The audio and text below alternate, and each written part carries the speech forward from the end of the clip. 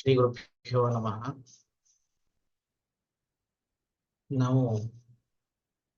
ನಾವು ಚರಕ ಸಂಹಿತೆಯ ಮೂರನೇ ಚತುಷ್ಕವಾದಂತಹ ನಿರ್ದೇಶ ಚತುಷ್ಕದ ಎರಡನೇ ಅಧ್ಯಾಯವಾದಂತಹ ಮಹಾಚತುಷ್ಪಾದ ಅಧ್ಯಾಯವನ್ನ ಇವಾಗ ನೋಡ್ತಾ ಇದ್ದೇವೆ. ಆ ಮಹಾಚತುಷ್ಪಾದದ ಅಧ್ಯಾಯದಲ್ಲಿ ಮಹಾಚತುಷ್ಪಾದ ಅಂತಂದ್ರೆ ಯಾಕೆ ಯಾಕೆ ಯಾಕೆ ಇದಕ್ಕೆ ಮಹಾಚತುಷ್ಪಾದ ಅಂತ ಕರೀತಾರೆ, ಆ ಎಲ್ಲ ವಿಷಯವನ್ನ ನಾವು ನೋಡಿದ್ವಿ. ಅದಾದ್ಮೇಲೆ ಆತ್ರೇಯರು ಚತುಷ್ಪಾದಯುಕ್ತವಾದಂತಹ ಷೋಡಶ ಕಲೆಗಳಿಂದ ಕೂಡಿದಂತಹ ಚಿಕಿತ್ಸೆ ಇದು ರೋಗಿಗೆ ಎಲ್ಲ ರೀತಿಯಾದಂತಹ ಆರೋಗ್ಯವನ್ನ ತಂದು ಕೊಡುವಂತಹದ್ದು ಅಂತ ನಿರೂಪಣೆ ಮಾಡ್ತಾರೆ. ಆ ಒಂದು ಆತ್ರೇಯರ ಒಂದು ಮಾತಿಗೆ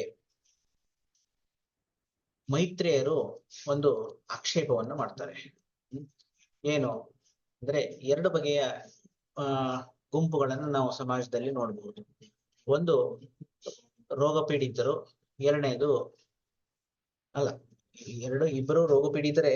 ಆ ರೋಗ ಪೀಡಿತರಲ್ಲಿ ಎರಡು ಗುಂಪು, ಒಂದು ಸರಿಯಾದಂತಹ ಔಷಧಿ ತಗೊಳ್ಳುವಂಥವ್ರು, ಇನ್ನೊಂದು ಸರಿಯಾಗಿ ಔಷಧಿ ತಗೊಳ್ಳದಿರುವಂಥವ್ರು. ಅಂದ್ರೆ ಚಿಕಿತ್ಸಾ ಚತುಷ್ಪಾದಗಳಿಂದ ಸಂಪನ್ನರಾದಂಥವರು ಒಂದು ಗುಂಪು, ಚಿಕಿತ್ಸಾ ಚತುಷ್ಪಾದದಿಂದ ಸಂಪನ್ನವಾಗದೇ ಇರತಕ್ಕಂತಹ ಇನ್ನೊಂದು ಗುಂಪು. ಎರಡು ಬಗೆಯ ಗುಂಪುಗಳನ್ನು ನಾವು ನೋಡಬಹುದು.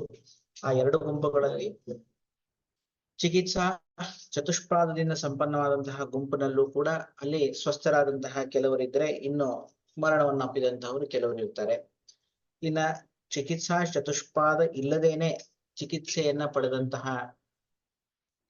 ಅಥವಾ ಚಿಕಿತ್ಸೆಯನ್ನು ಪಡೆದೇ ಇರತಕ್ಕಂತಹ ಇನ್ನೊಂದು ರೋಗಿಗಳ ಗುಂಪಿದೆ. ಅದರಲ್ಲೂ ಕೂಡ ನಾವು ಎರಡು ಬಗೆಯ ರೋಗಿಗಳನ್ನ ನೋಡ್ಬೋದು. ಯಾರು ಗುಣಮುಖರಾಗಿದ್ದಾರೆ, ಯಾರು ಮರಣವನ್ನಪ್ಪಿದ್ದಾರೆ.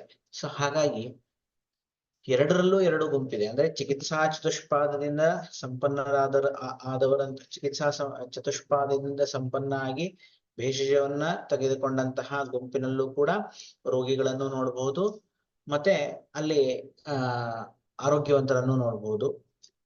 ಇನ್ನ ಚಿಕಿತ್ಸಾ ಚತುಷ್ಪಾದ ಇಲ್ಲದೇನೆ ಏನ್ ರೋಗಿಗಳಿರ್ತಾರೆ ಅಂಥವರಲ್ಲೂ ಕೂಡ ನಾವು ಆರೋಗ್ಯವಂತರನ್ನು ನೋಡಬಹುದು, ಮತ್ತೆ ರೋಗಿಗಳನ್ನು ನೋಡಬಹುದು. ಹಾಗಾಗಿ ಇಲ್ಲಿ ಔಷಧಿಯ ಪಾತ್ರ ಏನೂ ಇಲ್ಲವೇ ಇಲ್ಲ ಅಂತ ಒಂದು ಪ್ರಶ್ನೆಯನ್ನ ಮೈತ್ರೇಯರು ಇಲ್ಲಿ ಉದ್ಬೋಧ ಮಾಡಿದ್ದಾರೆ. ಆ ಮೈತ್ರೇಯರ ಪ್ರಶ್ನೆಯನ್ನ ನಾವು ಕಳೆದ ಒಂದು ಸಂಚಿಕೆಯಲ್ಲಿ ನೋಡಿದ್ವಿ.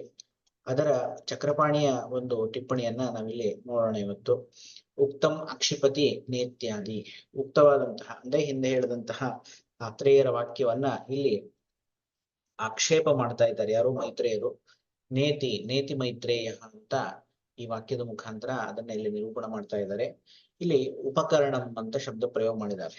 ಇಲ್ಲಿ ಅಂದ್ರೆ ಇಲ್ಲಿ ಕೇಚಿದ ಉಪಕರಣವಂತಶ್ಚ ಅಂತ ಹೇಳ್ತಾರೆ. ಉಪಕರಣ ಅಂತಂದ್ರೆ ಭೇಷಜ ಅಂತ.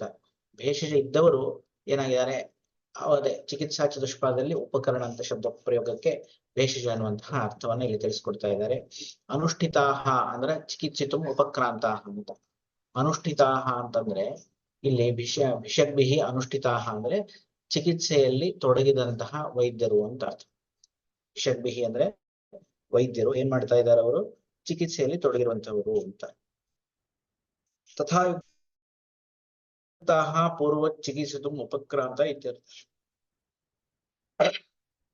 ತಥಾಯುಕ್ತ ಅಂತಂದ್ರೆ ಚಿಕಿತ್ಸಾ ಚತುಷ್ಪಾದಗಳು ಯಾವುದು? ಉಪಕರಣ, ಆಮೇಲೆ ಆತುರ, ಪರಿಚಾರಕ ಸಂಪನ್ನ ಮತ್ತು ಕುಶಲರಾದಂತಹ ವೈದ್ಯರು. ಈ ನಾಲ್ಕು ಗುಣಗಳಿಂದ ಯುಕ್ತರಾಗಿ ಚಿಕಿತ್ಸೆಯಲ್ಲಿ ಯಾರು ತೊಡಗಿರ್ತಾರೋ ಅವರು ಅಂತ. ಅಕಿಂಚಿತ್ಕರಂ ಇತಿ ಭೇಷಜೆ ಸತ್ಯಪಿ ಯದ್ ಆರೋಗ್ಯಂ ನ ಭವತಿ ತೇನ ಯತ್ರಾಪಿ ಸತಿ ಭೇಷಜೆ ಆರೋಗ್ಯಂ ಭವತಿ ತತ್ರಾಪಿ ಭೇಷಜ ವ್ಯತಿರಿಕ್ತಂ ಕರ್ಮೈವ ದೈವ ಸಂಜ್ಞಕಂ ಕಾರಣ. ಅಕಿಂಚಿತ್ಕರ ಅಂತ ಅನ್ನೋದ್ರಿಂದ ಭೇಷಜೆ ಸತ್ಯಪಿ, ಭೇಷಜ ಇದ್ದರೂ ಕೂಡ ಇದು ಆರೋಗ್ಯಂ ನ ಭವತಿ ಅಂದ್ರೆ ರೋಗಿಗೆ ಚಿಕಿತ್ಸೆಯನ್ನು ಕೊಟ್ಟರು ಕೂಡ ಅಲ್ಲಿ ಆರೋಗ್ಯದ ಲಾಭ ಅಂತ ಅನ್ನೋದು ಆಗೋದಿಲ್ಲ. ಅದರಿಂದ ಏನ್ ಹೇಳ್ದಂಗಾಯ್ತು ಅಂದ್ರೆ ಯತ್ರಾಪಿ ಸತಿ ಭೇಷಜೆ ಆರೋಗ್ಯಂ ಭವತಿ, ಎಲ್ಲಿಯಾದರೂ ಭೇಷಜ ಕೊಟ್ಟಾಗ ಆರೋಗ್ಯದ ಲಾಭ ಆಗಿದ್ದು ಕಂಡು ಬಂದ್ರೆ ಅಲ್ಲಿ ಭೇಷಜ ಕಾರಣ ಅಲ್ಲ. ಕಿಂತು ಏನು ತತ್ರಾಪಿ ಭೇಷಜ ವ್ಯತಿರಿಕ್ತಂ, ಭೇಷಜವನ್ನ ಹೊರತುಪಡಿಸಿ ಕರ್ಮೈವ ದೈವ ಸಂಜ್ಞಕಂ ಕಾರಣಂ. ಅಲ್ಲಿ ಆ ವ್ಯಕ್ತಿಯ ಹಿಂದೆ ಮಾಡಿದಂತಹ ಕರ್ಮ ಏನಿದೆ ಅದನ್ನ ದೈವ ಅನ್ನುವಂತಹ ಶಬ್ದದಿಂದ ಆಯುರ್ವೇದದಲ್ಲಿ ನಾವು ಸಂಬೋಧನೆ ಮಾಡ್ತೇವೆ. ಸೊ ಆ ದೈವವೇ ಇಲ್ಲಿ ಕಾರಣ ಆಗ್ತದೆ. ದೈವ ಅಂದ್ರೆ ದೈವಂ ಆತ್ಮಕೃತಂ ವಿದ್ಯಾತ್ ಕರ್ಮಯತ್ ಪೌರೋದೇಹಿಕಂ ಅಂತ ಹೇಳ್ತಾರೆ. ಪೂರ್ವ ದೇಹದಲ್ಲಿ ಮಾಡಿದಂತಹ ಕರ್ಮವನ್ನ ದೈವ ಶಬ್ದದಿಂದ ಆಯುರ್ವೇದದಲ್ಲಿ ನಾವು ಕರಿತೇವೆ. ಆ ದೈವವೇ ಇದಕ್ಕೆ ಕಾರಣ ಆಗ್ತದೆ ಹೊರತು ಭೇಷಜವು ಕಾರಣ ಆಗೋದಿಲ್ಲ ಅಂತ. ಅದಕ್ಕೆ ಅತ್ರೈವಾರ್ಥೆ ದೃಷ್ಟಾಂತದ್ವಯಂ ದರ್ಶಯತಿ ತಥಾ ಇತ್ಯಾದಿ. ಅಲ್ಲಿ ಎರಡು ಬಗೆಯ ದೃಷ್ಟಾಂತಗಳನ್ನ ನಮಗೆ ಇಲ್ಲಿ ತಿಳಿಸ್ಕೊಡ್ತಾ ಇದ್ದಾರೆ. ದೃಷ್ಟಾಂತ ಅಂದ್ರೆ ಉದಾಹರಣೆಗಳನ್ನ ಹೇಳ್ತಾ ಇದ್ದಾರೆ. ಶ್ವಭ್ರೆ, ಇಲ್ಲಿ ಮೂಲದಲ್ಲಿ ಶ್ವಭ್ರೆ ಅನ್ನುವಂತಹ ಶಬ್ದವನ್ನ ಪ್ರಯೋಗ ಮಾಡ್ತಾರೆ. ಶೋಭ್ರೆ ಸರಸಿಚ ಪ್ರಸಿಕ್ತಂ ಅಲ್ಪಂ ಉದಕಂ ಅಂತ ಹೇಳಿ. ಶೋಭ್ರೆ ಅಂತಂದ್ರೆ ಗರ್ತೆ ಅಂತ ಅರ್ಥ. ಅಂದ್ರೆ ಶೋಭ್ರ ಶಬ್ದಕ್ಕೆ ಏನರ್ಥ ಅಂದ್ರೆ ತಗ್ಗು ಅಂತ, ತಗ್ಗಾಗಿರ್ತಕ್ಕಂತಹ ಒಂದು ಜಾಗದಲ್ಲಿ ಅಂತ. ಯಥಾ ಅಲ್ಪಂ ಜಲಂ ಅಕಿಂಚಿತ್ ಕರಂ ಏವಂ ಮ್ರಿಯಮಾಣೇಪಿ ಭೇಷಜಂ. ಒಂದು ದೊಡ್ಡದಾಗಿರ್ತಕ್ಕಂತಹ ತಗ್ಗಿನಲ್ಲಿ ಒಂದ್ ಚೂರೇ ಚೂರು ನೀರ್ ಹಾಕಿದಾಗ ಆ ನೀರು ಆ ಗರ್ತವನ್ನು ಹೇಗೆ ತುಂಬಿಸ್ಲಿಕ್ಕೆ ಆಗೋದಿಲ್ಲವೋ ಅದೇ ರೀತಿಯಾಗಿ ಸಾಯುವಂತಹ ಒಬ್ಬ ವ್ಯಕ್ತಿಗೆ ಭೇಷಜವನ್ನು ಕೊಟ್ಟಾಗ ಆ ಭೇಷಜದಿಂದ ಆ ಸಾಯುವಂತಹ ವ್ಯಕ್ತಿಗೆ ಯಾವುದೇ ಬಗೆಯ ಉಪಕಾರ ಆಗುವುದಿಲ್ಲ. ಅದರಿಂದ ಯಾವುದೇ ಏನೊಂದು ಪರಿಣಾಮ ಆ ಸಾಯುವಂತಹ ವ್ಯಕ್ತಿಗೆ ಬೀರೋದಿಲ್ಲ. ಯಥಾಚ ಸರಸಿ ಅನ್ಯತೇವ ಪೂರ್ಣೆ ಅಲ್ಪಮುದಕಂ ಅಕಿಂಚಿತ್ ಕರಂ ಭವತ್ಯೇವ. ಈಗ ಒಂದು ಸರೋವರ ಬೇರೆ ರೀತಿಯಾಗಿ ತುಂಬಿಕೊಂಡಿದೆ. ಅಂದ್ರೆ ಈ ಮಳೆ ಬಂದು ಅದು ತುಂಬಿಕೊಂಡಿರ್ತದೆ. ಅಲ್ಲಿ ಹೋಗ್ಬಿಟ್ಟು ನಾವು ಒಂದು ತಮ್ಮಿಗೆ ನೀರ್ ಹಾಕ್ಬಿಟ್ರೆ ನಾವು ಹಾಕಿರುವಂತಹ ಒಂದು ತಮ್ಮಿಗೆ ನೀರಿನಿಂದ ಆ ಒಂದು ಸರೋವರಕ್ಕೆ ಏನಾದ್ರೂ ಈ ನೀರಿನಲ್ಲಿ ಹೆಚ್ಚಳ ಆಗ್ತದೇನೋ ಅಂತಂದ್ರೆ ಅಕಿಂಚಿತ್ ಕರಂ, ಅದೇನು ವ್ಯತ್ಯಾಸವೇ ಮಾಡುವುದಿಲ್ಲ. ಅದೇ ರೀತಿಯಾಗಿ ಭವತ್ಯೇವ ಅನ್ಯತೇವ ಆರೋಗ್ಯ ಹೇತೋ, ಬೇರೆ ರೀತಿಯಾದಂತಹ ಆರೋಗ್ಯಕ್ಕೆ ಕಾರಣ ಇರುತ್ತಿರಲು ಕರ್ಮಣಃ ರೋಗಪ್ರಶಮನೆ ಜಾಯಮಾನೆ ಭೇಷಜಂ ಅಕಿಂಚಿತ್ಕರಂ ಭವತಿ ಇತಿ ಸರೋ ದೃಷ್ಟಾಂತೇನ ದರ್ಶಯತಿ. ಅಂದ್ರೆ ಈ ಭೇಷಜವನ್ನ ಹೊರತುಪಡಿಸಿ ಕರ್ಮ ಅನ್ನುವಂತಹ ಒಂದು ಕಾರಣದಿಂದ, ಅಂದ್ರೆ ಪ್ರಾಕ್ತನ ಕರ್ಮ, ಹಿಂದಿನ ಕರ್ಮ ಏನಿದೆ ಆ ಕರ್ಮದ ಕಾರಣದಿಂದ ರೋಗ ಪ್ರಶಮನವಾಗಿ ಆ ವ್ಯಕ್ತಿಗೆ ಆರೋಗ್ಯ ಲಾಭ ಆಗ್ತಾ ಇದ್ದಾಗ ಭೇಷಜ ಏನಾಯ್ತು ಅಲ್ಲಿ ಅಕಿಂಚಿತ್ ಕರ್ಮ ಭವತಿ. ಅಲ್ಲಿ ಯಾವುದೇ ವಿಧವಾದಂತಹ ರೋಲ್ ಅಂದ್ರೆ ಅದರದ್ದು ಪ್ರಯೋಜನ ಅಲ್ಲಿ ಆಗೋದಿಲ್ಲ. ಈ ಒಂದು ವಿಷಯವನ್ನ ಸರೋ ದೃಷ್ಟಾಂತೇನ ದರ್ಶಯತಿ. ಸರೋವರ ಮತ್ತು ಆ ತಗ್ಗು, ಆ ಎರಡರ ದೃಷ್ಟಾಂತದಿಂದ ಇಲ್ಲಿ ನಮಗೆ ನಿರೂಪಣೆ ಮಾಡ್ತಾ ಇದ್ದಾರೆ. ಏವಂ ನದ್ಯಾಂ ಚಂದಮಾನಾಯಾಂ ವಹಮಾನಾಯಾಂ ಪಾಂಸು ಮುಷ್ಟಿ ಇತಿ ನಿದರ್ಶನಂ ಶುಭ್ರವತ್. ಅದೇ ರೀತಿಯಾಗಿ ಇನ್ನೊಂದು ಉದಾಹರಣೆ ಕೊಡ್ತಾರೆ. ಏನಂತ, ನದ್ಯಾಂ ವಾ ಸ್ಯಂದಮಾನಾಯಾಂ ಪಾಂಸುಧಾನೇ ವಾ ಪಾಂಸು ಮಿಷ್ಟಿ ಪ್ರಕೀರ್ಣ ಇತಿ ಅಂತ. ಅಂದ್ರೆ ನದಿ ಹರಿತಾ ಇದೆ, ಆ ಹರಿಯುವಂತಹ ನದಿಯ ಒಂದು ಪ್ರವಾಹವನ್ನು ನಾವು ನಿಲ್ಲಿಸ್ಬೇಕು ಅಂತಂದ್ರೆ ಪಾಂಸು ಮುಷ್ಟಿ ಇತಿ ನಿದರ್ಶನಂ. ಅಂದ್ರೆ ಒಂದು ಪಾಂಸು ಅಂದ್ರೆ ಈ ಮಣ್ಣಿನ ಒಂದು ಮುಷ್ಟಿಯನ್ನ ತಗೊಂಡು ಅದರಲ್ಲಿ ಹಾಕ್ಬಿಟ್ರೆ ಆ ಪ್ರವಾಹಕ್ಕೆ ಏನಾದ್ರೂ ನಾವು ಅಡೆತಡೆ ಒಡ್ಲಿಕ್ಕಾಗತ್ತಾ? ಇಲ್ಲ. ಅದನ್ನು ಕೂಡ ಕೊಚ್ಚಿಕೊಂಡು ಈ ನದಿಯ ಪ್ರವಾಹ ಏನ್ ಮಾಡುತ್ತೆ, ಹಾಗೆ ಅದರಲ್ಲಿ ಅದು ವಹನ ಆಗ್ತಾ ಇರತ್ತೆ, ಅದು ಹರಿತಾನೆ ಇರುತ್ತೆ. ಅದೇ ರೀತಿಯಾಗಿ ಈ ಕರ್ಮ ಅಥವಾ ಈ ರೋಗ ಏನಾಗಿದೆ, ಅಲ್ಲಿ ರೋಗವನ್ನು ಪ್ರಶಮನ ಮಾಡ್ಲಿಕ್ಕೆ ನಮ್ಮ ಪ್ರಯತ್ನ ಹೇಗಿದೆ ಅಂತಂದ್ರೆ ಒಂದು ಮುಷ್ಟಿ ಮಣ್ಣನ್ನ ಈ ಹರಿಯುವಂತಹ ನದಿಯ ಮುಂದೆ ಹಾಕ್ದಂಗಿದೆ. ಶುಭ್ರವತ ಈ ಏನಂತಾರೆ, ಈ ತೆಗ್ಗಿನಲ್ಲಿ ನೀರ್ ಹಾಕ್ದಾಗ ಹೇಗೆ ಅದು ಏನು ಪ್ರಯೋಜನ ಆಗ್ಲಿಲ್ವೋ ಅದೇ ರೀತಿಯಾಗಿ ಈ ನದಿಯಲ್ಲೂ ಕೂಡ ಒಂದು ಮುಷ್ಟಿ ಮಣ್ಣನ್ನು ಹಾಕಿದಾಗ ಕೂಡ ಯಾವುದೇ ಪ್ರಯೋಜನ ಆಗಲಿಲ್ಲ ಅಂತ. ಪಾಂಸುಧಾನೆ ಪಾಂಸು ಆಶವು. ಪಾಂಸುಧಾನ ಅಂತ ಶಬ್ದಕ್ಕೆ ಏನರ್ಥ ಅಂದ್ರೆ ಪಾಂಸು ರಾಶಿ, ಮಣ್ಣಿನ ಒಂದು ರಾಶಿ ಅಂತ ಅರ್ಥ. ಪಾಂಸು ಮುಷ್ಟಿ ಇತಿ ಸರೋ ದೃಷ್ಟಾಂತವದ್ ವ್ಯಾಖ್ಯೇಯಂ. ಅಂದ್ರೆ ಪಾಂಸು ಮುಷ್ಟಿ ಒಂದು ದೊಡ್ಡದಾದಂತಹ ಪಾಂಸು ರಾಶಿ ಇದೆ, ಅಂದ್ರೆ ಮಣ್ಣಿನ ರಾಶಿ ಇದೆ. ಆ ಮಣ್ಣಿನ ರಾಶಿಯಿಂದ ಒಂದು ಹಿಡಿ ಮಣ್ಣನ್ನು ತಗೊಂಡು ನಾವು ಏನ್ ಮಾಡ್ತಾ ಇದೀವಿ, ಇಲ್ಲಿ ಹಾಕ್ತಾ ಇದೀವಿ. ಸೊ ಇಲ್ಲಿ ಎರಡು ದೃಷ್ಟಾಂತ ಯಾವುದು ಮೇಲೆ ಅಂದ್ರೆ ಮೊದಲಿನ ದೃಷ್ಟಾಂತಗಳಲ್ಲಿ ಎರಡು ಕೊಟ್ರು. ಯಾವುದು, ಒಂದು ಶುಭ್ರ ಮತ್ತು ಸರಸಿ. ಶುಭ್ರ ಅಂದ್ರೆ ತೆಗ್ಗು, ಆಮೇಲೆ ಸರೋವರ. ಅದೇ ರೀತಿಯಾಗಿ ಮುಂದೆ ನದ್ಯಾಮ ಸಿಂಧಮಾಯಾಮ್ ಅಂತ ಅನ್ನುವಲ್ಲಿ ಅಲ್ಲೂ ಕೂಡ ಎರಡು ಕೊಡ್ತಿದ್ದಾರೆ ಎಂದು ಚಕ್ರಪಾಣಿ ಹೇಳ್ತಾ ಇದ್ದಾರೆ. ಯಾವುದು ಇಲ್ಲಿ ನದ್ಯಾಮ ಸಿಂಧಮಾನಾಯಾಮ್ ಪಾಂಸಮುಷ್ಟಿ ಹೀತಿ ನಿದರ್ಶನಂ ಶುಭ್ರವತ್. ದೊಡ್ಡ ಜೋರಾಗಿ ಹರಿತಕ್ಕಂತಹ ನದಿಯಲ್ಲಿ ಒಂದು ಮುಷ್ಟಿ ಮಣ್ಣನ್ನು ಹಾಕಿದ್ದು ಇದು ಯಾವ್ದರ ತರ ತಿಳ್ಕೊಬೇಕು ಅಂದ್ರೆ ಶುಭ್ರವತ. ಶುಭ್ರ ಅಂದ್ರೆ ಆ ತೆಗ್ಗು, ಆ ತಗ್ಗಿನಂತೆ ಇದನ್ನ ಅರ್ಥ ಮಾಡ್ಕೋಬೇಕು. ಪಾಂಸುಧಾನೆ ಪಾಂಸುರಾಶೋ ಪಾಂಸುಮುಷ್ಟಿ ಹೀತಿ ಸರ್ವ ದೃಷ್ಟಾಂತವದ್ ವ್ಯಾಖ್ಯೇಯಂ. ಪಾಂಸುಧಾನೆ ಪಾಂಸುರಾಶೋ ಪಾಂಸುಮುಷ್ಟಿ, ದೊಡ್ಡದಾದಂತಹ ಒಂದು ಮಣ್ಣಿನ ರಾಶಿ ಇದೆ. ಆ ಮಣ್ಣಿನ ರಾಶಿಗೆ ನಾವು ಒಂದ್ ಹಿಡಿ ಮಣ್ಣನ್ನು ತಗೊಂಡು ಹೋಗ್ಬಿಟ್ಟು ಸೇರಿಸ್ಬಿಟ್ಟು ನಾವು ಒಂದ್ ಹಿಡಿ ಮಣ್ಣನ್ನು ಹಾಕಿದ್ರಿಂದ ಈ ದೊಡ್ಡದಾದಂತಹ ಮಣ್ಣಿನ ಬೆಟ್ಟ ನಿರ್ಮಾಣ ಆಯ್ತು ಅಂತ ಹೇಳಲಿಕ್ಕಾಗುತ್ತೋ? ಆ ರೀತಿ ಆಗೋದಿಲ್ಲ. ಅದು ಆ ಸರೋವರ ದೃಷ್ಟಾಂತಕ್ಕೆ ಸಾಮ್ಯವನ್ನ ಇಲ್ಲಿ ತೋರಿಸ್ತಾ ಇದ್ದಾರೆ. ಅಂದ್ರೆ ದೊಡ್ಡದಾದಂತಹ ಸರೋವರಕ್ಕೆ ಹೋಗ್ಬಿಟ್ಟು ನಾವು ಒಂದು ತಮ್ಗೆ ನೀರ್ ಹಾಕ್ಬಿಟ್ಟು ಹಾಕಿರುವಂತಹ ಒಂದು ತಮ್ಗೆ ನೀರಿಂದ ಈ ದೊಡ್ಡ ಸರೋವರ ಆಯ್ತು ಅಂತ ಹೇಗೆ ಹೇಳಲಿಕ್ಕೆ ಆಗೋದಿಲ್ವೋ, ಅದೇ ರೀತಿಯಾಗಿ ಒಂದ್ ಹಿಡಿ ಮಣ್ಣನ್ನು ತಗೊಂಡು ಹೋಗ್ಬಿಟ್ಟು ಒಂದ್ ದೊಡ್ಡ ಮಣ್ಣಿನ ರಾಶಿಗೆ ನಾವು ಸೇರಿಸ್ಬಿಟ್ಟು ಅದರಿಂದ ಆಯ್ತು ಅಂತ ಹೇಳಲಿಕ್ಕೆ ಆಗುತ್ತಾ? ಆಗೋದಿಲ್ಲ. ಆ ರೀತಿಯಾಗಿ ಈ ಎರಡಕ್ಕೆ ನಾವು ಏನೋ ತಿಳ್ಕೊಳ್ಬೇಕು ಅಂತ ಚಕ್ರಪಾಣಿ ವ್ಯಾಖ್ಯಾನ ಮಾಡ್ತಾ ಇದ್ದಾರೆ. ಅತ್ರ ಚ ತೋಯ ದೃಷ್ಟಾಂತಹ ಸಂಶೋಧನ ಭೇಷಜ ಅಭಿಪ್ರಾಯೇಣ. ಇಲ್ಲಿ ತೋಯ ದೃಷ್ಟಾಂತವನ್ನ ಅಂದ್ರೆ ತೋಯ ಅಂದ್ರೆ ನೀರು, ಆ ನೀರಿನ ದೃಷ್ಟಾಂತವನ್ನ ಯಾವ ಅಭಿಪ್ರಾಯದಿಂದ ಹೇಳ್ತಿದ್ದಾರೆ ಅಂತಂದ್ರೆ ಸಂಶೋಧನ ಭೇಷಜ ಅಭಿಪ್ರಾಯೇಣ. ಸಂಶೋಧನ ಭೇಷಜ ಅಂದ್ರೆ ಪಂಚಕರ್ಮ ಚಿಕಿತ್ಸೆಯನ್ನ ನಾವೇನ್ ಮಾಡ್ತೀವಿ, ಆ ಪಂಚಕರ್ಮ ಚಿಕಿತ್ಸೆ ಮಾಡುವಂತಹ ಅಭಿಪ್ರಾಯವನ್ನ ಅಂದ್ರೆ ಈ ರೋಗಿಯಲ್ಲಿ ಪಂಚಕರ್ಮವನ್ನ ಅಳವಡಿಸಿದರೆ ಯಾವ ರೀತಿಯಾಗಿ ಆಗುತ್ತೆ ಅದನ್ನ ತೋಯ ದೃಷ್ಟಾಂತದಿಂದ ನಮಗೆ ತಿಳಿಸ್ಕೊಡ್ತಾರೆ. ತೋಯ ಅಂದ್ರೆ ಇಲ್ಲೇ ಶುಭ್ರೇ ಸರಸಿ ಜಗತ್ತೇ ಶುಭ್ರೇ ಸರಸಿಚ ಪ್ರಸಿಕ್ತಂ ಅಲ್ಪ ಮುದಕಂ ಅಂತ ಏನ್ ಹೇಳಿದ್ರು, ಅದು ಸಂಶೋಧನಾ ಚಿಕಿತ್ಸಾ ಅಭಿಪ್ರಾಯದಿಂದ ಇಲ್ಲಿ ತಿಳಿಸ್ಕೊಟ್ರು. ಇನ್ನ ಪಾಂಸು ದೃಷ್ಟಾಂತಸ್ತು ಸಂಶಮನ ಭೇಷಜ ಅಭಿಪ್ರಾಯೇಣ.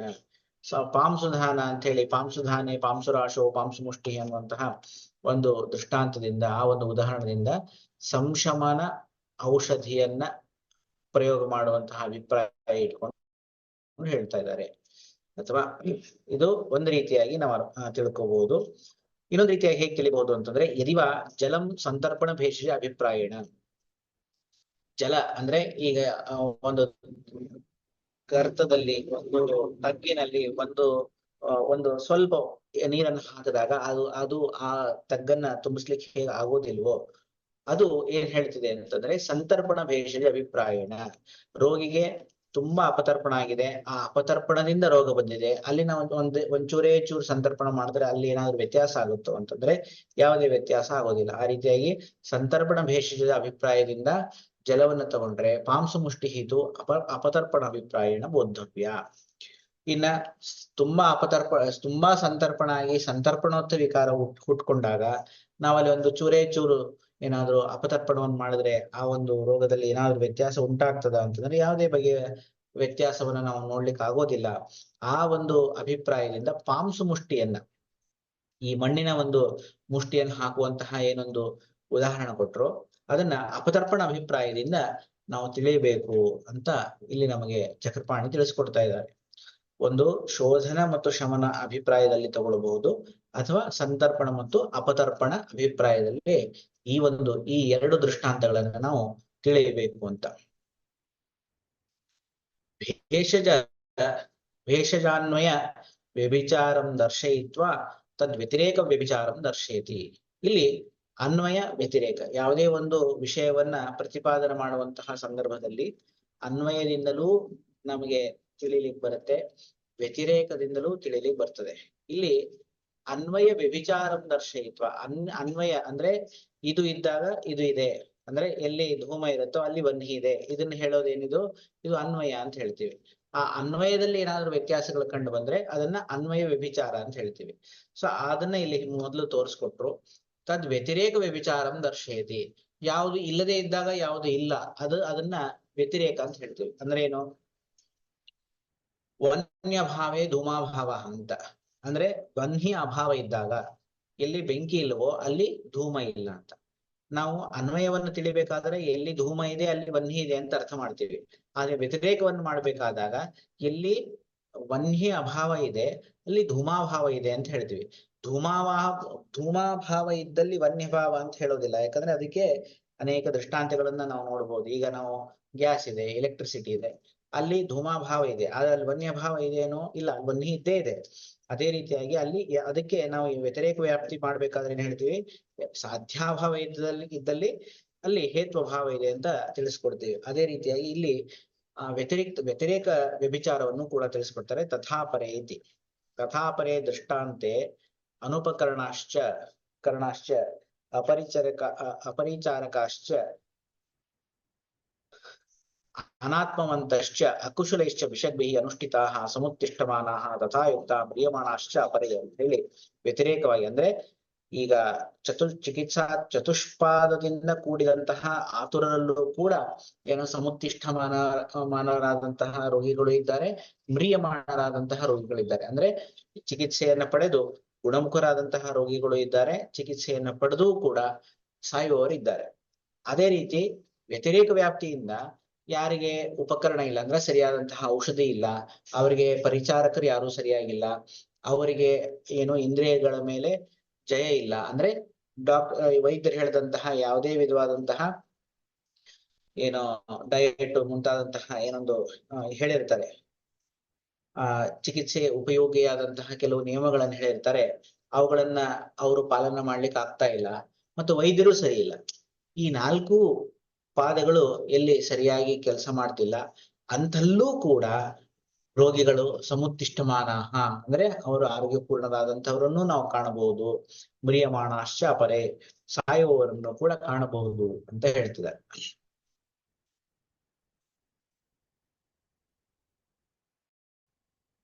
ಸೊ ಇದು ವ್ಯತಿರೇಕ ವ್ಯಾಪ್ತಿ ಅಂತ.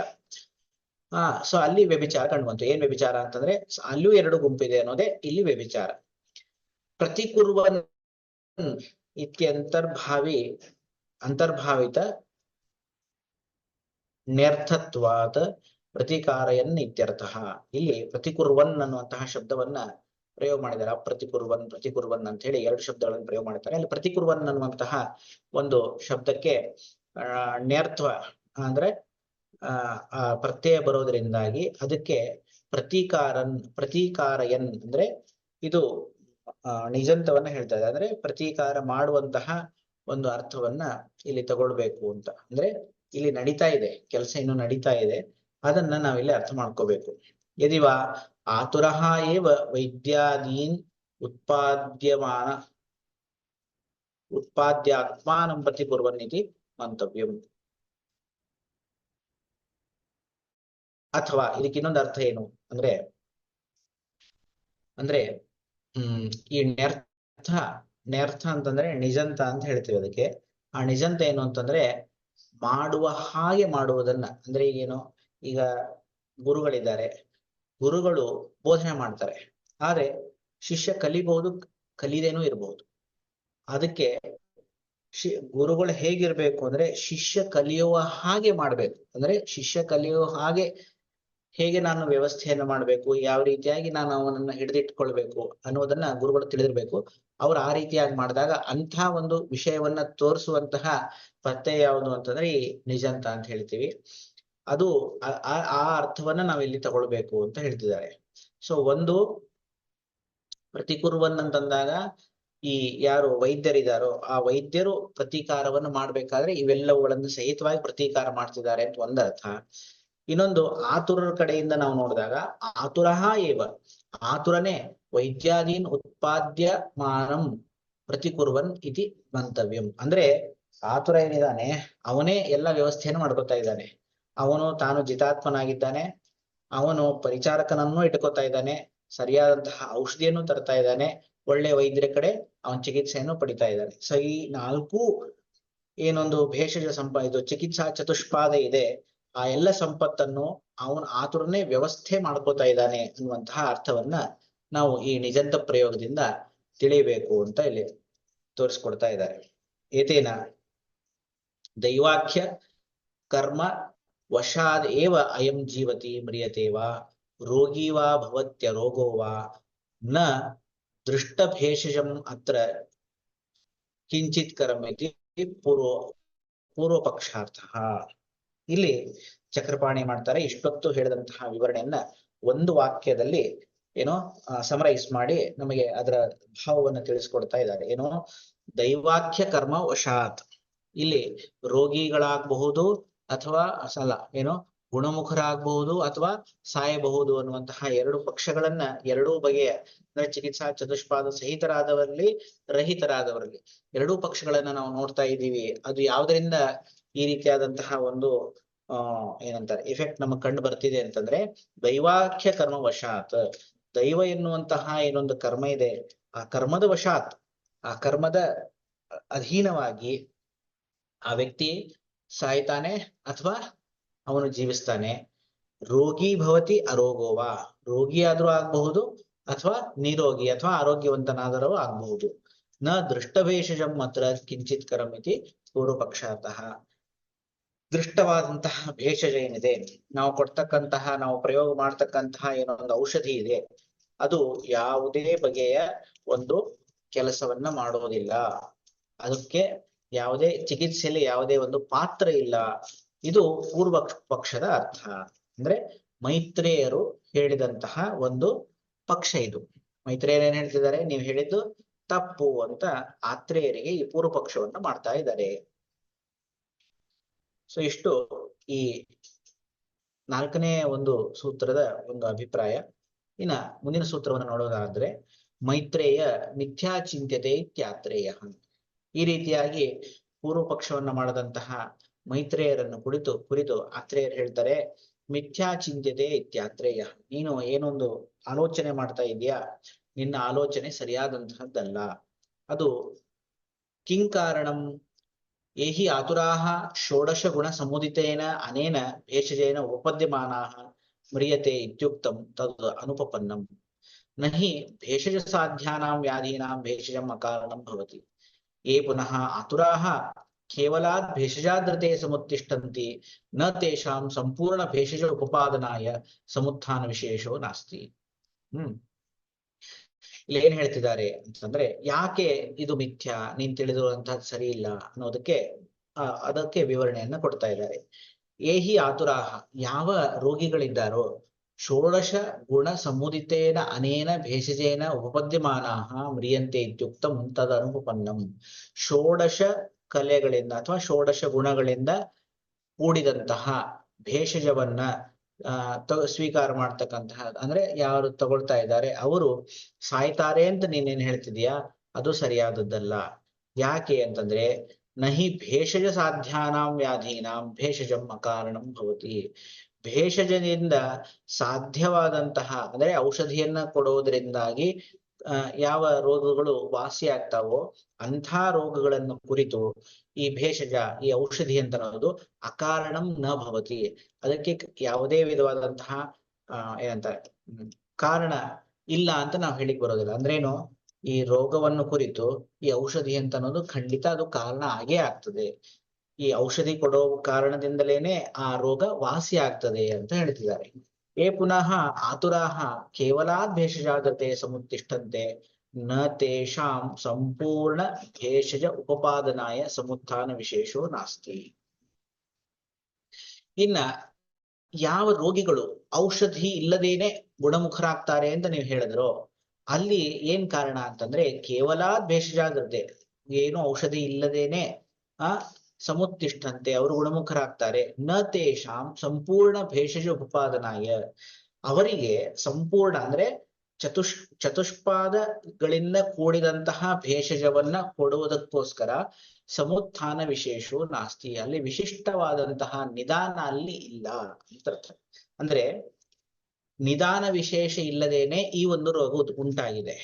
ಅಂಥ ಒಂದು ರೋಗದಲ್ಲಿ ಭೇಷಜದ ಪಾತ್ರ ಅಷ್ಟೊಂದು ಇರೋದಿಲ್ಲ. ಯಾಕಂದ್ರೆ ನಿಧಾನ ವಿಶೇಷ ಇಲ್ಲದೆ ಇದ್ದಾಗ ಆ ಉತ್ಪತ್ತಿಯಾದಂತಹ ರೋಗಕ್ಕೆ ತುಂಬಾ ಏನೋ ಚಿಕಿತ್ಸೆ ಅನ್ನೋದು ಬೇಕಾಗೋದಿಲ್ಲ.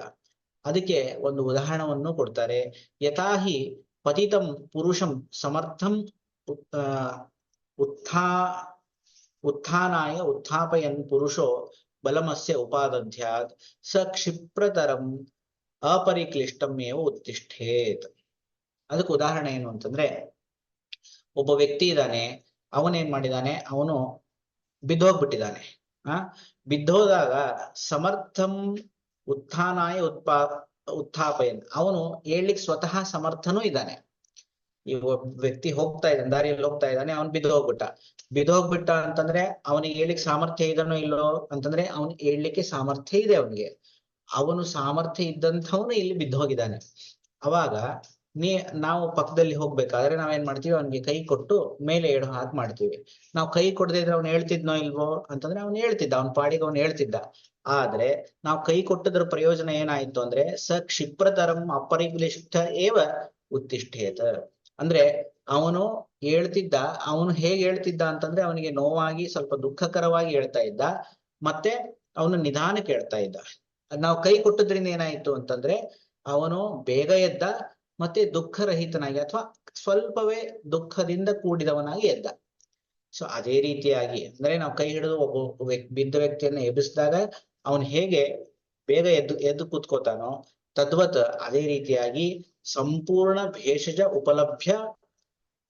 ಭೇಷಜೋಪಲಂಭಾದ ಆತುರಾಹ, ಸಂಪೂರ್ಣ ಚಿಕಿತ್ಸಾ ಚತುಷ್ಪಾದದಿಂದ ಕೂಡಿದಂತಹ ಭೇಷಜವನ್ನ ಕೊಟ್ಟಾಗ ಆತುರರು ಅಂದ್ರೆ ರೋಗಿಗಳು ಕೂಡ ಏನ್ ಮಾಡ್ತಾರೆ, ಬೇಗನೆ ಗುಣಮುಖರಾಗ್ತಾರೆ ಮತ್ತು ಅವರು ಆ ಉಂಟಾದಂತಹ ರೋಗದಿಂದ ತುಂಬಾ ಬಳಲೋದಿಲ್ಲ ಅನ್ನುವಂತಹ ವಿಚಾರವನ್ನ ಇಲ್ಲಿ ತಿಳಿಸ್ಕೊಡ್ತಾರೆ. ಏಚ ಆತುರಾಹ ಕೇವಲ ಭೇಷಜಾದಪಿ ಮ್ರಿಯಂತೆ ನಚ ಸರ್ವೇವ ತೇ ಭೇಷಜೋಪನ್ನಾಃ ಸಮುತ್ತಿಷ್ಠೇರನ್ ನಹಿ ಸರ್ವೇ ವ್ಯಾಧಯೋ ಭವಂತಿ ಉಪಾಯ ಸಾಧ್ಯಾಃ. ಏಚ ಆತುರಾಹ, ಯಾವ ರೋಗಿಗಳು ಕೇವಲಾದ್ ಭೇಷಜಾದಪಿ ಮ್ರಿಯಂತೆ, ಸರಿಯಾಗಿ ಭೇಷಜವನ್ನು ಕೊಟ್ಟಾಗಲೂ ಕೂಡ ಯಾರು ಮರಣವನ್ನು ಹೊಂದುತ್ತಾರೆ. ನಚ ಸರ್ವ ಏವತ್ತೇ ಭೇಷಜ ಉಪಪನ್ನಾಹ, ಅವರೆಲ್ಲರೂ ಕೂಡ ಆ ಭೇಷಜದಿಂದ ಅವರು ಏನಂತಾರೆ ಗುಣಮುಖರ ಆಗುವುದಿಲ್ಲ. ಉಪಪನ್ನಾಹ ಸಮುತ್ತಿಷ್ಠೇರನ್ ತೇ ಸರ್ವೇವತೆ, ಆ ಎಲ್ಲರೂ ಕೂಡ ಭೇಷಜವನ್ನು ಕೊಟ್ಟಾಗ ಅವರು ಹೇಳಲಿಕ್ಕೆ ಸಾಧ್ಯ ಆಗೋದಿಲ್ಲ. ಯಾಕೆ ಅಂತಂದ್ರೆ ನಹಿ ಸರ್ವೇ ವ್ಯಾಧಯೋ ಭವಂತಿ ಉಪಾಯ ಸಾಧ್ಯಾಹ, ಎಲ್ಲಾ ವ್ಯಾಧಿಗಳು ಕೇವಲ ಔಷಧಿ ಪ್ರಯೋಗದಿಂದ ಸಾಧ್ಯ ಆಗ್ತಾವೆ ಅಂತ ಇಲ್ಲ ಅಂತ. ಅಂದ್ರೆ ನಾವು ಕೊಟ್ಟಂತಹ ಭೇಷಜದಿಂದ ಆ ವ್ಯಾಧಿ ಸಾಧ್ಯ ಆಗ್ತಾ ಇಲ್ಲ ಅಂದ್ರೆ ನಾವೇನ್ ಅರ್ಥ ಮಾಡ್ಕೋಬೇಕು ಅಂತಂದ್ರೆ ಆ ವ್ಯಾಧಿ ಈ ಭೇಷಜ ಸಾಧ್ಯ ಅಲ್ಲ ಅಂತ ತಿಳ್ಕೋಬೇಕು. ನಚ ಉಪಾಯ ಸಾಧ್ಯಾನಾಂ ವ್ಯಾಧೀನಾಂ ಅನುಪಾಯೇನ ಸಿದ್ಧಿರಸ್ತಿ. ಉಪಾಯ ಸಾಧ್ಯವಾದಂತಹ ಏನೊಂದು ವ್ಯಾಧಿ ಇದೆ, ಉಪಾಯ ಸಾಧ್ಯ ಅಂದ್ರೆ ಈ ಚಿಕಿತ್ಸಾ ಚತುಷ್ಪಾದದಿಂದ ಸಂಪನ್ನವಾದಂತಹ ಚಿಕಿತ್ಸೆಯಿಂದ ಸಾಧ್ಯವಾದಂತಹ ವ್ಯಾಧಿ ಇದ್ದಾಗ ಅನುಪಾಯನ ಸಿದ್ಧಿರಸ್ತಿ ನ ಸಿದ್ಧಿರಸ್ತಿ. ಅನುಪಾಯನ ನಾವು ಚಿಕಿತ್ಸೆ ಮಾಡದೇ ಇದ್ದಾಗ ಅಲ್ಲಿ ಸಿದ್ಧಿ ಅಂತ ಅನ್ನೋದು ನಮ್ಗೆ ಕಂಡು ಬರೋದಿಲ್ಲ. ಅಂದ್ರೇನು, ಅಲ್ಲಿ ನಾವು ಚಿಕಿತ್ಸೆ ಮಾಡಿದಾಗ ಅಲ್ಲಿ ಗುಣಮುಖರಾಗಿದ್ದನ್ನ ನಾವು ಕಾಣ್ಬೋದು, ಚಿಕಿತ್ಸೆ ಮಾಡದೇ ಇದ್ದಾಗ ಅಲ್ಲಿ ಗುಣಮುಖರಾಗದೇ ಇರುವುದನ್ನು ಕೂಡ ನಾವು ಕಾಣಬಹುದು. ನಚ ಅಸಾಧ್ಯಾನಾಂ ವ್ಯಾಧೀನಾಂ ಭೇಷಜ ಸಮುದಾಯೋ ಅಯಂ ಅಸ್ತಿ. ಇದು ಮಹತ್ವದ್ದು. ಏನು, ಅಸಾಧ್ಯವಾದಂತಹ ವ್ಯಾಧಿಗಳು ಏನಿರ್ತಾವೋ ಅಲ್ಲಿ ಭೇಷಜ ಸಮುದಾಯವನ್ನ ಕೊಟ್ಟರೂ ಕೂಡ ಅಲ್ಲಿ ಅದು ಕಾರ್ಯಕಾರಿಯಾಗೋದಿಲ್ಲ ಅಂತ ಹೇಳ್ತದೆ. ಅಂದ್ರೆ ಭೇಷಜ ಸಮುದಾಯೋ ಅಯಂ ಅಸ್ತಿ ನ ಅಸ್ತಿ ಅಂತ ಅರ್ಥ. ಈಗ ಅಸಾಧ್ಯವಾದಂತಹ ವ್ಯಾಧಿಗಳಿಗೆ ಯಾವುದೇ ಬಗೆಯ ಔಷಧಿಯೂ ಇಲ್ಲ. ನಹ್ಯಲಂ ಜ್ಞಾನವಾನ್ ವಿಷಂಗ್ ಮುಮೂರ್ಷುಂ ಆತುರಂ ಉತ್ಥಾಪಯಿತುಂ. ಮುಮೂರ್ಷು ಆದಂತಹ ಅಂದ್ರೆ ಮರಣ ಹೊಂದಲಿಕ್ಕೆ ಯಾವನೋ ತಯಾರಾಗಿರುವಂತಹ ಒಬ್ಬ ರೋಗಿ ಇದ್ದಾನೆ, ಅಂದ್ರೆ ಯಾವ ರೋಗಿಗೆ ಇನ್ನೇನು ಮರಣ ಬರ್ತಿದೆ ಅನ್ನುವಂತಹ ರೋಗಿ ಇದ್ದಾನೋ ಅವನನ್ನ ನಹಿ ಅಲಂ ಜ್ಞಾನವಾನ್ ಭಿಷಕ್, ಒಳ್ಳೆ ಜ್ಞಾನಿಯಾದಂತಹ ವೈದ್ಯ ಇದ್ದಾನೆ, ಅಂದ್ರೆ ಒಳ್ಳೆ ಕುಶಲನಾದಂತಹ ವೈದ್ಯ ಇದ್ದಾನೆ, ಅವನು ಆ ರೋಗಿಯನ್ನು ಎಬ್ಬಿಸ್ಲಿಕ್ಕೆ ಸಮರ್ಥನಾಗೋದಿಲ್ಲ. ಪರೀಕ್ಷಾ ಕಾರಿಣೋ ಹಿ ಕುಶಲಾಹ ಭವಂತಿ. ಯಾರು ಪರೀಕ್ಷೆಯನ್ನ ಮಾಡ್ತಾರೆ, ಪರೀಕ್ಷೆ ಅಂತಂದ್ರೆ ಯಾವುದು, ಪರಿತಃ ಈಕ್ಷ, ಚೆನ್ನಾಗಿ ಆ ವ್ಯಾಧಿಗಳನ್ನು ಸರಿಯಾಗಿ ಕಂಡವರಾಗಿರ್ತಾರೆ, ಶಾಸ್ತ್ರವನ್ನು ಸರಿಯಾಗಿ ಕಂಡವರಾಗಿರ್ತಾರೆ, ಅಂತಹ ವೈದ್ಯರು ಕುಶಲರಾದಂತಹ ವೈದ್ಯರಿರ್ತಾರೆ. ಏಹಿ ಯೋಗಜ್ಞೋ ಅಭ್ಯಾಸ ನಿತ್ಯ ವಿಶ್ವಾಸೋ ಧನುರಾದಾಯೇಷು ಅಸ್ಯ ನಾತಿ ವಿಪ್ರಕೃಷ್ಟೇ ಮಹತಿ ಕಾಯೇ ನಾಪರಾಧವಾನ್ ಭವತಿ. ಇಲ್ಲಿ ವೈದ್ಯನನ್ನ ಕುರಿತು ಆತ್ರೇಯರು ಹೇಳ್ತಾ ಇದ್ದಾರೆ. ಏನು, ಈ ವೈದ್ಯ ಏನಿದ್ದಾನೆ ಆ ವೈದ್ಯ ಅವನು ಕುಶಲನಾಗ್ತಾನೆ ಅಂತ ಹೇಳಿದ್ದಾರೆ. ಯಾವುದು? ಪರೀಕ್ಷಾಕಾರಿಣ, ಸರಿಯಾಗಿ ಪರೀಕ್ಷೆ ಮಾಡದಂತಹ ವೈದ್ಯ. ರೋಗಿಯನ್ನು ಪರೀಕ್ಷೆ ಮಾಡಬೇಕು, ಔಷಧಿಯನ್ನು ಪರೀಕ್ಷೆ ಮಾಡಬೇಕು. ಆ ಪರೀಕ್ಷೆಯನ್ನು ಮಾಡಿ ಮಾಡಿ ಮಾಡಿ ಏನಾಗ್ತಾನೆ, ಅವನು ಎಕ್ಸ್ಪೀರಿಯನ್ಸ್ಡ್, ಅಂದ್ರೆ ಅವನು ನಿಷ್ಣಾತನಾದಂತಹ ವೈದ್ಯನಾಗ್ತಾನೆ.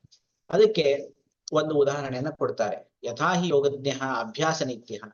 ಯೋಗವನ್ನ ತಿಳಿದಂತಹ, ಯೋಗ ಅಂದ್ರೆ ಸಂಯೋಗವನ್ನ ತಿಳಿದಂತಹ, ಅಭ್ಯಾಸ ನಿತ್ಯ, ನಿತ್ಯದಲ್ಲೂ ಕೂಡ ಅಭ್ಯಾಸ ಮಾಡ್ತಕ್ಕಂತಹ, ವಿಶ್ವಾಸ ಅಂದ್ರೆ ಬಾಣವನ್ನು ಹೊಂದಿದಂತಹ ಒಬ್ಬ ವ್ಯಕ್ತಿ, ಅಂದ್ರೆ ಒಬ್ಬ ಧನುರ್ವಿದ್ಯೆಯನ್ನ ತಿಳಿದಂತಹ ವ್ಯಕ್ತಿ. ಅವನೇ ಹೇಗಿರ್ಬೇಕು, ಅವನು ಎಲ್ಲಿ ಗುರಿ ಇಡಬೇಕು, ಎಷ್ಟು ವೇಗದಲ್ಲಿ ಆ ಬಾಣವನ್ನ ಹೊಡಿಬೇಕು ಅನ್ನುವಂತಹ ವಿಷಯವನ್ನ ತಿಳಿದಿರ್ಬೇಕು. ಮತ್ತೆ ಅದನ್ನ ಕುರಿತು ಅವನು ಪ್ರತಿನಿತ್ಯದಲ್ಲೂ ಕೂಡ ಅಭ್ಯಾಸ ಮಾಡ್ತಾ ಇರ್ಬೇಕು.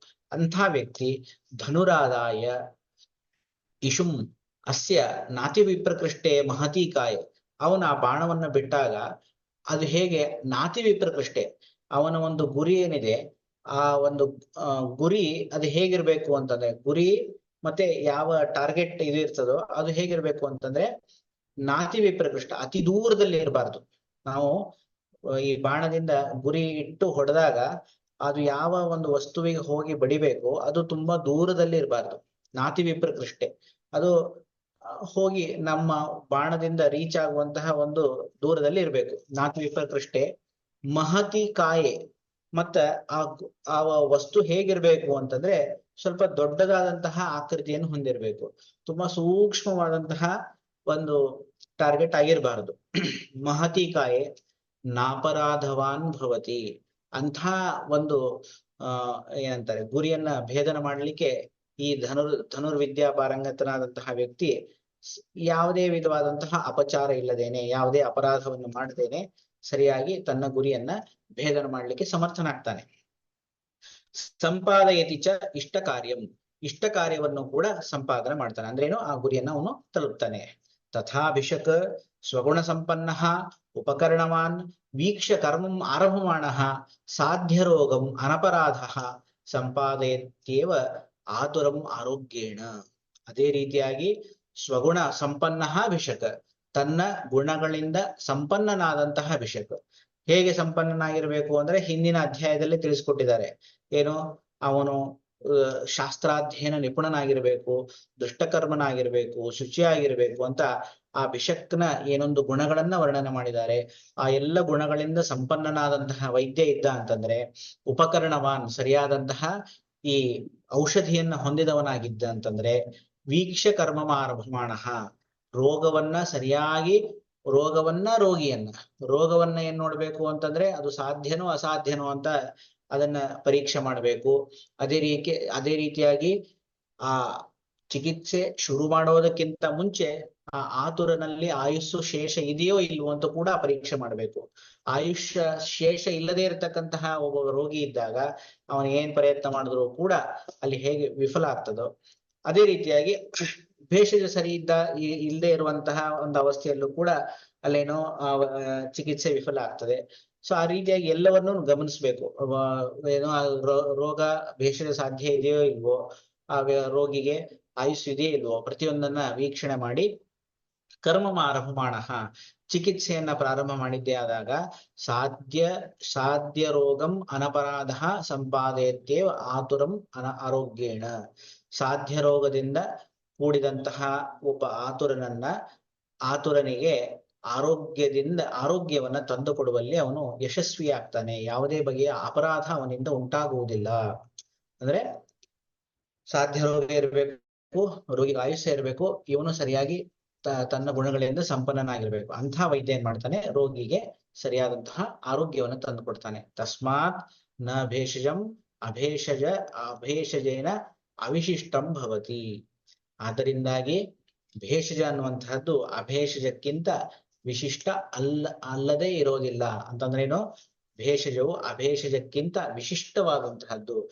ನಾವು ಚಿಕಿತ್ಸೆ ಮಾಡದೇ ಇರೋದು ವಾಸಿ ಅಲ್ಲ, ನಾವು ಚಿಕಿತ್ಸೆ ಮಾಡಲೇಬೇಕು. ಆ ಚಿಕಿತ್ಸೆ ಹೇಗಿರ್ತದೆ ಅಂತಂದ್ರೆ, ಚಿಕಿತ್ಸೆ ಮಾಡೋದಕ್ಕಿಂತ ಅದು ತುಂಬಾ ವಿಶಿಷ್ಟವಾದದ್ದೇ ಇರ್ತದೆ. ಅಂದ್ರೆ ಬೇಗನೆ ಗುಣಮುಖನಾಗ್ತಾನೆ ರೋಗಿ ಅನ್ನುವಂತಹ ಅಭಿಪ್ರಾಯದಲ್ಲಿ ಇಲ್ಲಿ ಮೈತ್ರೇಯರ ಒಂದು ಪೂರ್ವ ಪಕ್ಷಕ್ಕೆ ಸಿದ್ಧಾಂತವನ್ನ ಅಥವಾ ಸಿದ್ಧಾಂತವನ್ನ ಆತ್ರೇಯರು ನಮಗೆ ಇಲ್ಲಿ ತಿಳಿಸ್ಕೊಡ್ತಾ ಇದ್ದಾರೆ.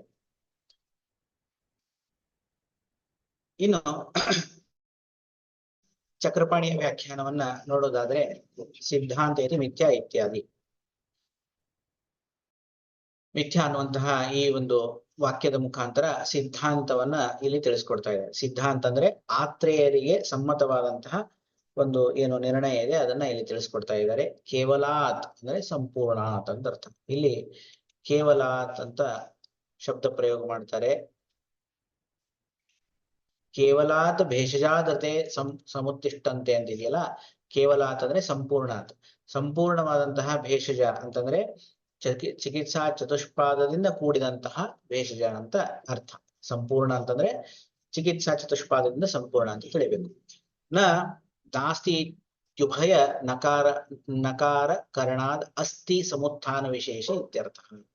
ಇಲ್ಲಿ ಸಮುತ್ಥಾನ ವಿಶೇಷ ಅನ್ನುವಂತಹ ಒಂದು ವಿಷಯ. ನ ತೇಷಾಂ ಸಂಪೂರ್ಣ ಭೇಷಜ ಉತ್ಪಾದನಾಯ ಸಮುತ್ಥಾನ ವಿಶೇಷೋ ನಾಸ್ತಿ ಅಂತ ಇಲ್ಲಿ ಎರಡು ಬಾರಿ ನೈ ಪ್ರಯೋಗವನ್ನು ಮಾಡಿದ್ದಾರೆ. ಇಲ್ಲ ನ ತೇಷಾಂ ಅನ್ನುವಲ್ಲಿ ಒಂದು ನೈ ಪ್ರಯೋಗ, ನಾಸ್ತಿ ಅನ್ನೋದರಲ್ಲಿ ಇನ್ನೊಂದು ನೈ ಪ್ರಯೋಗ. ಅಲ್ಲಿ ಎರಡು ನೈ ಪ್ರಯೋಗ ಮಾಡಿದ್ರಿಂದಾಗಿ ಅದೇನ್ ಹೇಳ್ತದೆ ಅಂತಂದ್ರೆ ನ ನಾಸ್ತಿ ಉಭಯ ನಕಾರಕರಣ, ಎರಡು ಬಾರಿ ನಿಷೇಧವನ್ನು ಮಾಡಿದ್ದರಿಂದಾಗಿ ಸಮುತ್ಥಾನ ವಿಶೇಷ ಇತ್ಯರ್ಥ. ಅಲ್ಲಿ ಸಮುತ್ಥಾನ ವಿಶೇಷ ಇರ್ತದೆ ಅಂತ ಅರ್ಥ. ಸಮುತ್ಥಾನ ಅಂದ್ರೆ ಕಾರಣ ವಿಶೇಷ ಇರ್ತದೆ ಅಂತ ಹೇಳ್ತಿದ್ದಾರೆ. ಅಂದ್ರೆ ರೋಗಿ ಇದ್ದಾನೆ, ಅವನು ಚಿಕಿತ್ಸೆ